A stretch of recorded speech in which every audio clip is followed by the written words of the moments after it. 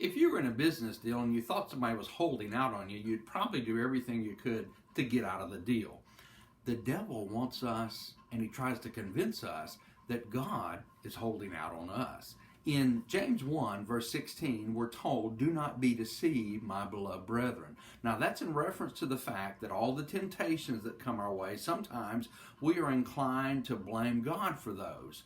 Yet, don't be deceived and blame God. Temptations come from our lust within, and Satan is the tempter. So don't be deceived about those things. Instead, every good gift and every perfect gift comes from above, the Father of lights. You see, Satan wants to convince us, though, that God is holding out on us, that good things don't come from him, that God doesn't care, that God is causing all the bad things to happen to us. That's what he did with Eve. You see, in Genesis chapter 3, he deceived her into thinking. Remember, James 1:16 says, "Don't be deceived."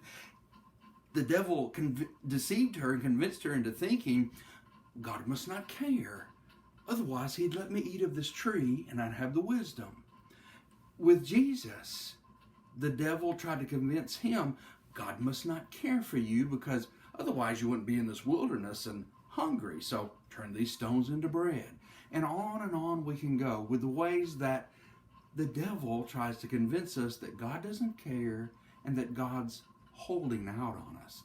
God is not holding out on us.